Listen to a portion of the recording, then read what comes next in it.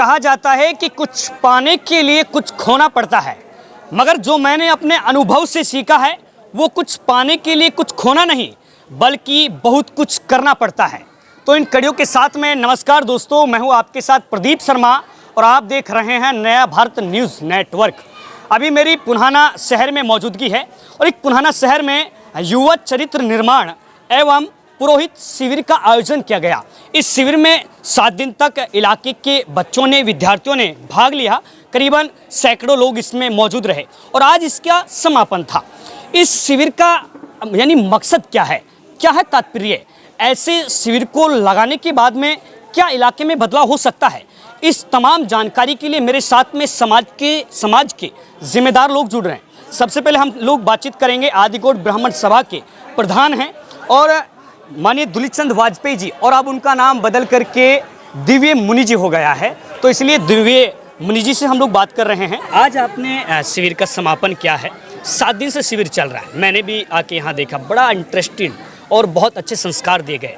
क्या लगता है इस तरह के संस्कारों से, शिविरों से इलाके में बदलाव हो पाएगा और क्या आपका उद्देश्य है? मैं सबसे पहले आपका जो न्यूज़ चैनल है नया भारत न्यूज़, इसके लिए बधाई देता हूं, धन्यवाद करता हूं। आपका भी धन्यवाद। आपका चैनल मैं देखता रहता हूं, बड़ा अच्छा कार्यक्रम आप देते हैं और यहां आए आपके लिए बहुत बहुत धन्यवाद। ये शिविर क्यों लगाया जाए, क्या ज़रूरत पड़ गई? आज हम पिछले काल में जाएंगे तो यहाँ पर हमारे यहाँ 7,32,000 गुरुकुल हुआ करते थे। मैकेला पद्धति ने, मैकेला ने यहाँ आकर के उन गुरुकुलों को तहस नहस कर दिया। जब से हमारे गुरुकुल प्रणाली ख़त्म हुई है तब से हमारे विचार, आचार विचार, संस्कार सारे बदल गए। जो गुलामी का कारण हुआ है वही कारण हुआ है कि जो हमारे गुरुकुल प्रणाली ख़त्म हुई है तभी हमारा देश गुलाम हुआ था। आज हमें दोबारा गुलामी जैसा हम महसूस करते हैं। आज हमारे युवा बुलबुल बने बैठे हैं। आज हमारे बच्चे घर से बाहर नहीं निकल सकते, उनके अंदर जोश नहीं है, ना संस्कार है। उन संस्कारों को बुलबुल से हटा कर के उनको ताकत देना, उनको शारीरिक क्रियाओं के माध्यम से उनको बलिष्ठ बनाना, बलवान बनाना, ये इस शिविर का मुख्य उद्देश्य है। वाजपेयी साहब, दिव्य मुनि जी, आपने 7 दिन का शिविर किया, 8वां दिन है, खर्चा, पैसा कहाँ से आ पाता है आपके पास, कैसे कवर किया आपने? पैसा देखिए, हमारी संस्था का नियम है, हम कहीं से किसी से आदमी से कलेक्शन नहीं करते। जो यहाँ पर जो लोग सहानुभूति से ये अच्छा कार्य है वो लोग देते हैं, उसी से हम अपना खर्चा चलाते हैं। बाकी ईश्वर देता है, हमारी संस्था के लोग ही हम स्वतः ही कर लेते हैं। हमारी संस्था में इस तरीके से हमने जो भी, चाहे हमारा विवाह संस्कार हो, विवाह सम्मेलन हो, चाहे शिविर हो, पुरोहित शिविर हो, इसमें हम कोई भी कलेक्शन कहीं से नहीं करते। चलिए, अपना आशीर्वाद हमारे ऊपर भी आप बनाए रखें, बहुत बहुत शुक्रिया, थैंक यू, बहुत बहुत धन्यवाद। साथ में तुलाराम शास्त्री जी हैं। सर, स्वागत करेंगे सबसे पहले आपका, मेवात की धरती पर, आप फरीदाबाद से आए हैं। इस तरह के कार्यक्रमों में आप बढ़ चढ़ के हिस्सा लेते हैं, धन से, मन से, तन से, हर तरीके से। क्या लगता है इस तरह के शिविर से इलाके में, मेवात में बदलाव हो पाएगा, कुछ फ़ायदा है? देखिए, यदि इन चीज़ों का लाभ नहीं होता तो इस प्रकार के शिविर लगाने के लिए इतनी मेहनत करने की क्या ज़रूरत है? क्या अभी आदरणीय मुनि जी ने जो आपके सामने सारी बात ये रखी कि जो हमारे युवा आज सुस्त बैठे हुए हैं, चरित्र के निर्माण के अंदर उनको जानकारी नहीं है, गुरुकुल पद्धति को ख़त्म होता जा रहा है।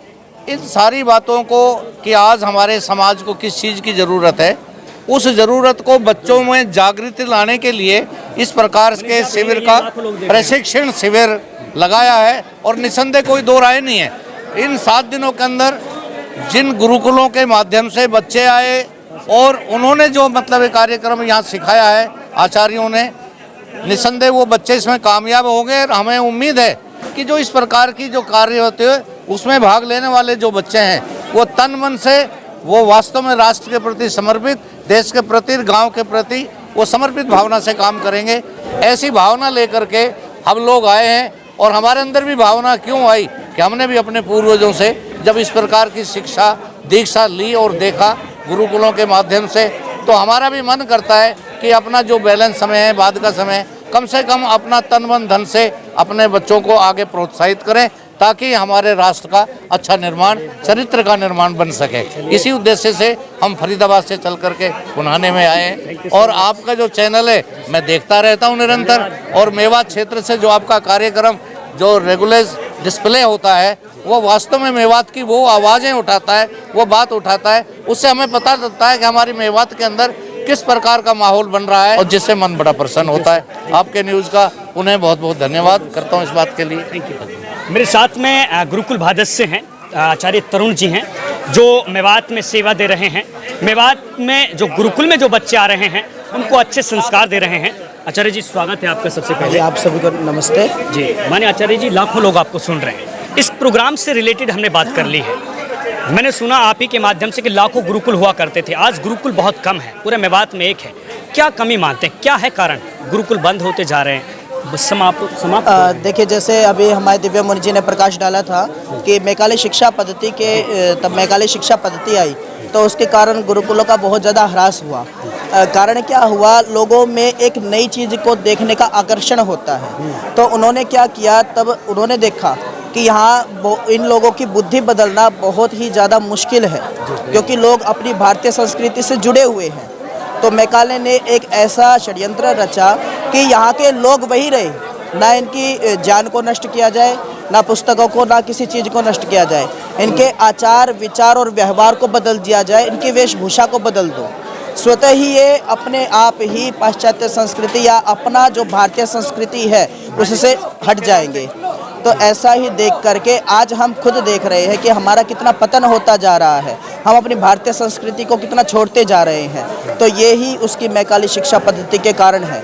और गुरुकुल की जो शिक्षा है वो तो स्वयं ही कहती है कि मातृदेवोवान पितृदेवोवान, बल्कि जो आचार्य है, माता है, पिता है, गुरु है, इन सब का आदर करना चाहिए।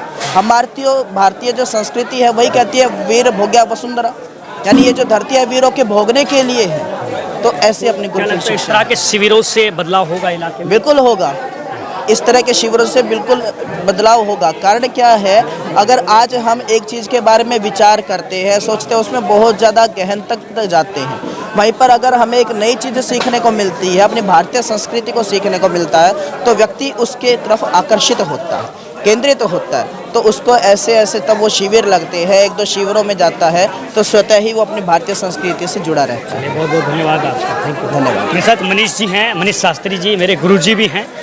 स्वागत है आपका जी। नमस्कार जी, स्वागत है आपका और आपके इस चैनल का। धन्यवाद आपका। शिविर में आप पधारे हैं, नौजवानों को अच्छी ट्रेनिंग देते हैं, व्यायाम सिखा रहे हैं, योगा सिखा रहे हैं, आज उसका प्रदर्शन रहा।